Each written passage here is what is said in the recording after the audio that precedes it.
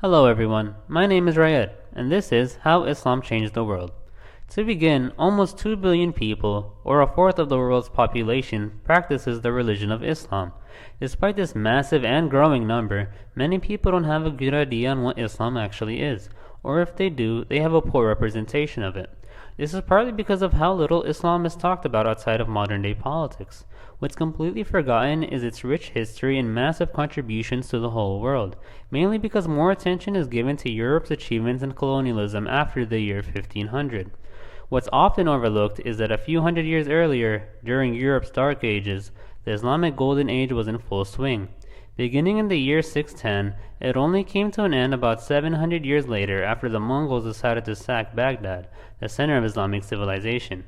These were years full of innovation and scientific genius that came from a people who also believed in God and morals, proving that the two sides don't always have to conflict with each other. The story begins in the year 570, when a man by the name of Muhammad, peace be upon him, was born in Mecca, a city in the heart of Arabia. Life in the desert was difficult, as his dad would die before he was born, and his mother would die of illness just 6 years later, making him an orphan until his grandfather, Abdul Muttalib, would take him in. But then he also died, so his uncle Abu Talib would take him in. Abu Talib was one of the chiefs of the most powerful clan in Mecca named Quraysh. So Muhammad, peace be upon him, was able to gain insight on the way society operated in Mecca. He began to see that there wasn't really a sense of justice in his city. They worshipped stone and wood idols that they made with their own hands, the rich would oppress the poor, fornication was widespread, and people would often engage in tribal wars. They also had a habit of burying their newborn daughters alive. So yeah, not the best people. Despite all that, Muhammad, peace be upon him, was known for his exceptional character, even being nicknamed the trustworthy and honest one. At the age of 25, he'd work for a wealthy lady named Khadija, who admired his character enough to ask for his hand in marriage. Fast forward about 15 years, now 40 years old, he would go to a cave on a mountain where he would meditate and ponder the injustices of his society.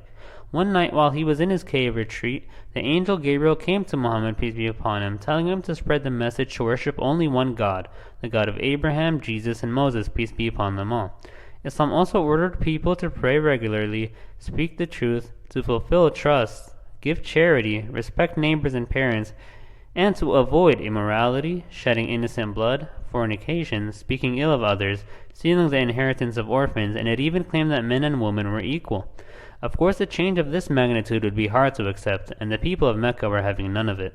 They decided to persecute the small group of Muslims until they had to migrate to Medina, where they made an alliance with a group of people called the Ansar. There they were able to spread their message and grow, which didn't make the Meccans too happy, since a religion where one god is worshipped would threaten their economy revolving around idol worship and sacrifices. So they fought a few battles. Most of the time the Muslims were severely outnumbered, out-horsed, and out-cameled, but the Muslims would still win most of the battles anyway. In light of this, Islamic law in war was made thorough. Rules like not harming children, the elderly, women, the sick, civilians, and fighting only your oppressors. But Islam didn't win through the sword, nor was it forced upon anyone. Islam spread at the rate that it did because it conquered the hearts. After 8 years in Medina and the religion of Islam spreading across Arabia, the amount of people that had become Muslim out of their own free will was large enough that they were able to go back into Mecca unopposed, even though there were some skirmishes. But when it was all said and done, the people of Mecca were left free of punishment, demanding only that the idols they used to worship would be destroyed. And as they say, the rest is history. Mecca was transformed from a place where people worshipped idols to a place where millions of pilgrims go every year to pray to one God. In fact, every Muslim in the world, whether they are in Madagascar, Taiwan, or Brazil, all pray facing the Kaaba in Mecca. Islam taught equality, justice, and brotherhood amongst all Muslims, regardless of race or background. The whole of Arabia would soon become united under this one message, transforming from an irrelevant place on the map sandwiched between the Byzantine Romans and the Persian Empire to conquering them within decades. It also gradually spread to areas such as India, Southeast Asia, North Africa, and Spain. But how that happened, and what happened as a result of that, we'll have to wait for the next video, or else this one will just be too long. Thank you to everyone for watching. This is my first video. As promised, I will put a face reveal. Just kidding, this is actually me.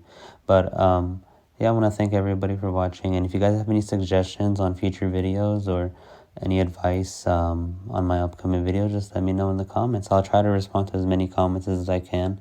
I do understand that I have a lot of room to grow, and I also hope that we can all grow together from this. And as always, thanks for watching, and I hope you enjoyed.